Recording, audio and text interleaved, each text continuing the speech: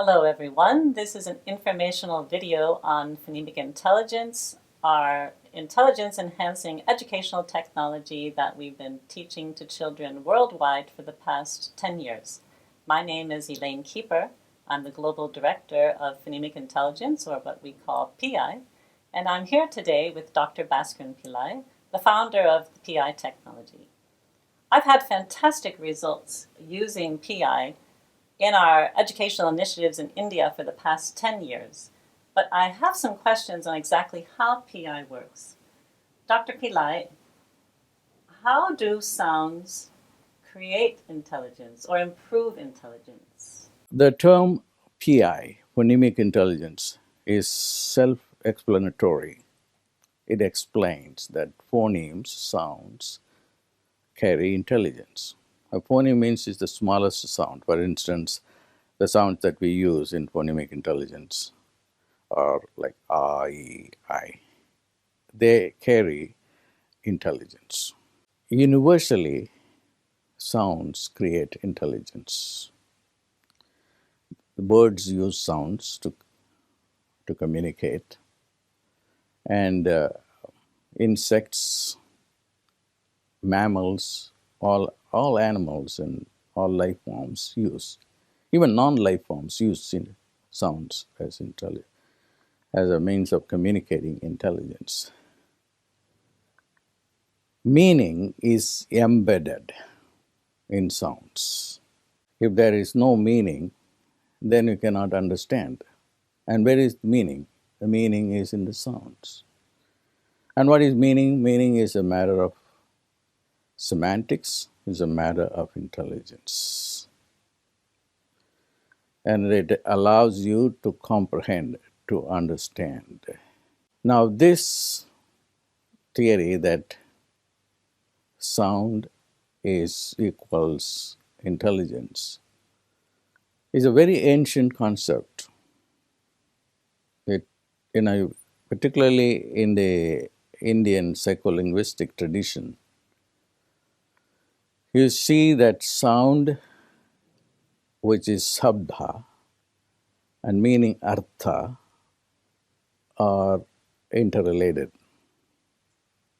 At a phonemic level, at the very fundamental level, they are the building blocks of intelligence.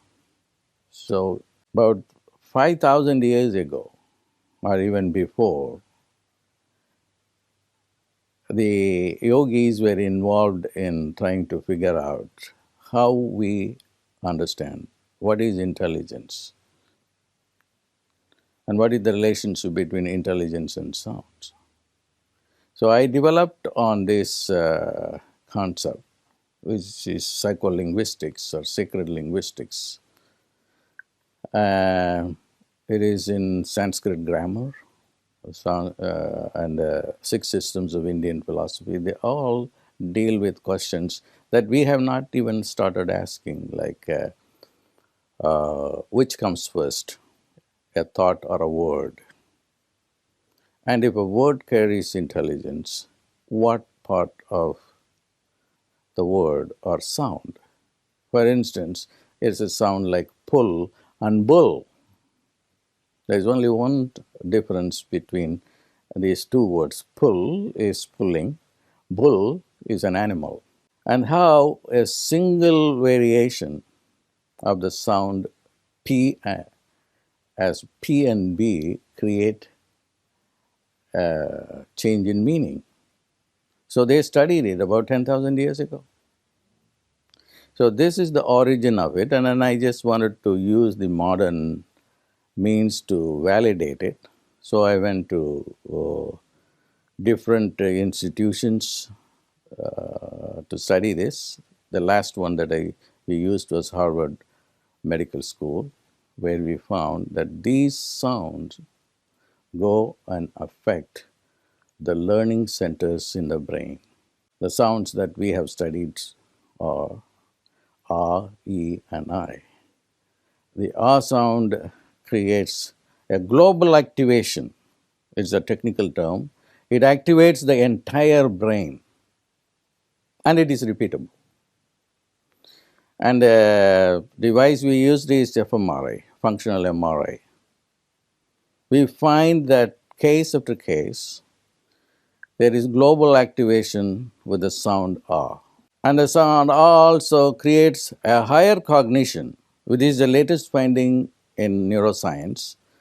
A higher cognition is attributed to the cerebellum area. We have expression, we have activation there in ah. That's why we find in phonemic intelligence dramatic results within a couple of weeks of introduction of the technique. There are different parts of the brain activated by the different sounds.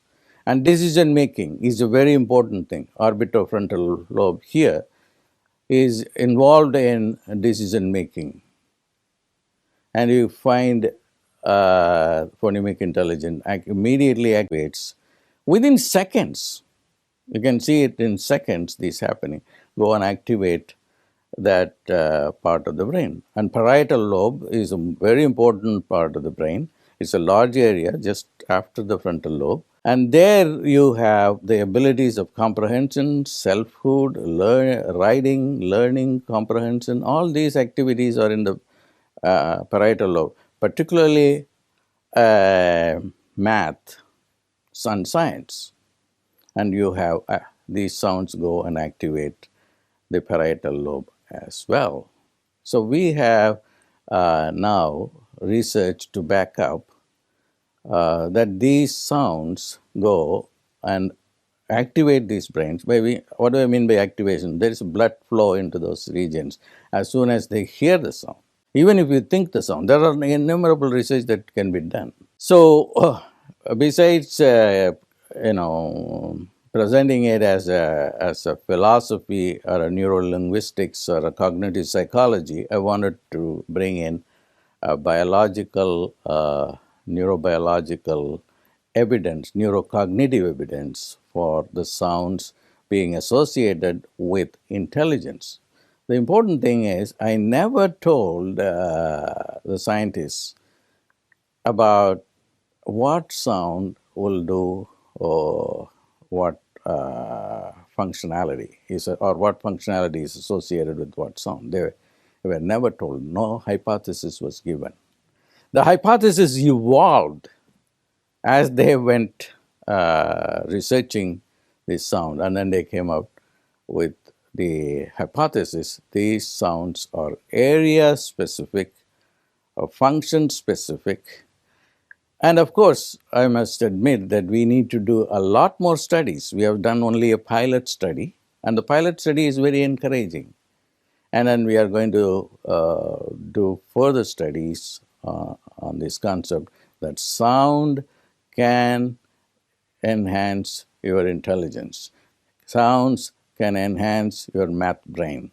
Sounds can enhance your higher cognition. Sounds can enhance your learning abilities, such as listening, such as writing. All these things are very important for students to know, because up until now, we have been putting all our attention on a pedagogy that involves tutoring. You can go on tutoring people, but if their brain doesn't work, if their math brain doesn't work, you will not be able to do math well. Now, there is research which says that math brain is only a very tiny little part of the brain called the intraparietal lobe.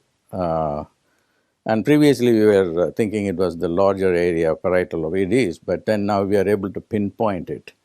And then later on they said it's the angular gyrus. Now they said it's specifically the angular gyrus. Now we see the PI working on that. I'm very excited about it. It's my ambition that we can take it to even areas like where there is no education given to the children, like areas in Africa, and use phonemic intelligence to empower their brain, and then after that teach them. That's my intention. So, phonemic intelligence programs have been compared to mindfulness programs, and those programs are gaining a lot of popularity in the US schools, particularly to address this issue of social emotional learning problems. So, what exactly is the difference between mindfulness and phonemic intelligence? Mindfulness is a watered down version of a Buddhist technique called vipassana.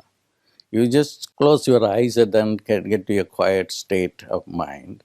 And from that quiet state, you acquire a ability for better concentration. It's a good technique, but it cannot go to different parts of the brain and then activate different intelligence functionalities, as no research has proved that it improves specific parts of the brain as we have done.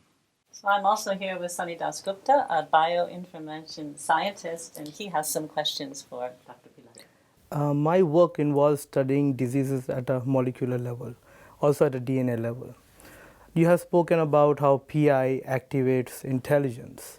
I would also like to know if PI can play a role in healing the body, but diseases.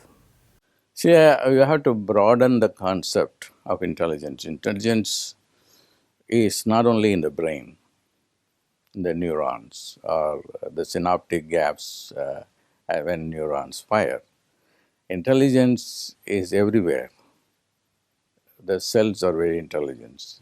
As you know, the DNA is intelligence. And it has also ignorance. Because of that, it creates diseases. Otherwise, it won't create diseases. Now, we have a study we did at SRM University.